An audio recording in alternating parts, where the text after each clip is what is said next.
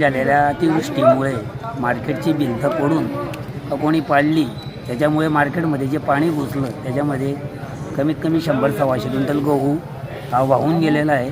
50-75 quintal इथं सगळं पाण्यामध्ये सडलेलं आहे. आणखी बाकी थप्प्यांमध्ये माल गेल्या, त्याच्यामध्ये काही चणे खराब झाले, खालचे 3-3 गुडघ्यापर्यंत पाणी शेडामध्ये होतं. माझ्या सगळ्या व्यापाऱ्यांचं नुकसान मोठ्या प्रमाणात झालेलं आहे.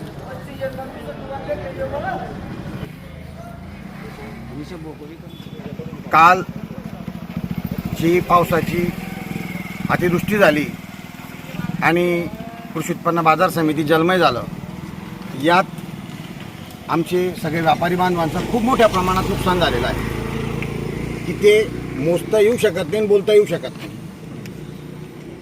त्यासाठी कृषी उत्पन्न बाजार समिती, माननीय सभापती साहेब, आमचे नेते अनिल दादा, खासदार स्मिताताई, सगळे नेते मंडळी यांनी यावर काहीतरी मोठा निर्णय घ्यावा, जेणेकरून व्यापाऱ्यांना कशी नुकसान भरपाई करून देता येईल. कारण की व्यापारी हा काही सर्वच पैसे घरचे राहत नाही. व्यापाऱ्याने कोणी सीसी घेतलेली असते, कोणी कर्ज घेतलेलं असतं, कोणी लोन घेतलेला प्रकार भरपूर असतात.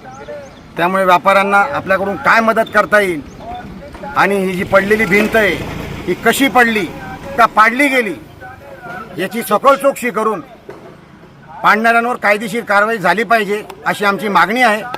ती नाही झाल्यास पुढची कारवाई आम्ही व्यापारी असोसिएशनमध्ये ठरवून पुढचा निर्णय जाहीर करू. काल ढगफुटीमुळे ही जी आपत्कालीन व्यवस्था म्हणजे आपत्कालीन परिस्थिती या तालुक्यामध्ये जी निर्माण झाली, काल आपण सगळ्यांनी ती पाहिली. अतिशय भयानक संकट या तालुक्यावर निसर्गाच्या स्कोपाने आलेलं आहे. एक नैसर्गिक आपत्ती म्हणून आता त्याला तोंड देणं हे आपलं सगळ्यांचं जबाबदारी आहे, कर्तव्य आहे. परंतु ज्या प्रमाणामध्ये बाजार समितीचं नुकसान झालेलं आहे, आज आम्ही सकाळी जेव्हा सगळी बाजार समितीची पाहणी केली त्याच्यानंतर एक आपत्कालीन बैठक मी या ठिकाणी आयोजित केलेली आहे. आणि याच्यामध्ये बाजूच्या गुरुकृपा कॉलनीमध्ये एक मोठ्या गटाराचं स्वरूप, एक लहान, आपण ज्याला शेरी म्हणतो, नाल्याचं स्वरूप एक लहान स्वरूपात झालं. अतिक्रमण मोठ्या प्रमाणावर वाढलं आणि बाजार समितीमध्ये अशी परिस्थिती निर्माण होणे हे निश्चितच आपल्या चॅनलच्या माध्यमातून भविष्यात हा मार्केटला धोका आहे असा आपण संकेतही दिलेला होता. परंतु माझी प्रशासनाला, नगरपालिकेला विनंती आहे, जोपर्यंत हा मार्ग निघत नाही, अतिक्रमण निघत नाही, तोपर्यंत भविष्यातही अशी परिस्थिती अंमलमध्ये निर्माण होणार आहे आणि याच्यापासून मार्केटला धोका निश्चितच आहे, हे मी या ठिकाणी मान्य करतो.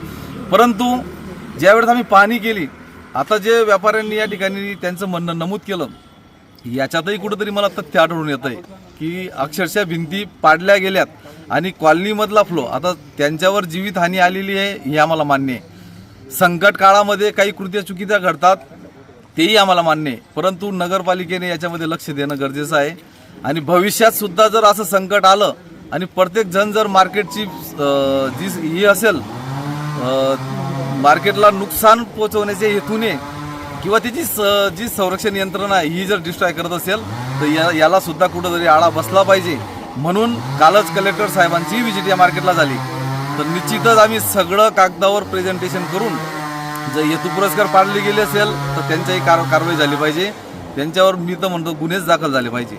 जर आज बाजार समिती 4 जिल्ह्यांमध्ये 1 नंबरला बाजार समिती, ही सगळ्या व्यापाऱ्यांचं जे सहकार्य असतं, हमाल मापाडी असतील, या सगळ्यांमधला जो समन्वय आणि याच्यामुळे या तालुक्याचं जे नाव आहे, तर भविष्यामध्ये जर समजा अशा घटना घडायला लागल्या, जर व्यापारी खचला, तर या तालुक्यातील शेतकऱ्यांना ज्या पद्धतीचा न्याय भेटला पाहिजे हा मार्केटमधून भेटणार नाही.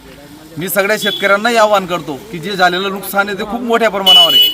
त्याच्यामुळे व्यापाऱ्यांना त्यांच्या पाठीशी उभं राहणं, जे काही नुकसान झालं असेल ते आमचे नेते आदरणीय अनिल दादा यांच्याशी मी बोललो. त्यांनी आपले मदत पुनर्वसन मंत्री यांच्याशी बोलून त्या ठिकाणी आम्ही पाठपुरावा केलेला आहे. व्यापाऱ्यांचं जे निवेदन आलेलं आहे, यांच्या सगळ्या मागण्या आपण शासनापर्यंत पोहोचवलेल्या आहेत. आता याच्यातच जोपर्यंत त्यांना न्याय मिळत नाही किंवा त्यांच्या झालेल्या नुकसानाची भरपाई भेटत नाही, तोपर्यंत सभापती या नात्याने मी हा लढा चालू ठेवणार आहे. आणि निश्चितच येणाऱ्या काळामध्ये व्यापाऱ्यांचं भविष्य संरक्षित राहण्यासाठी जे कठोर स्वरूपाचे निर्णय बाजार समितीला घ्यावे लागतील ते निश्चितच आम्ही घेणार आहोत.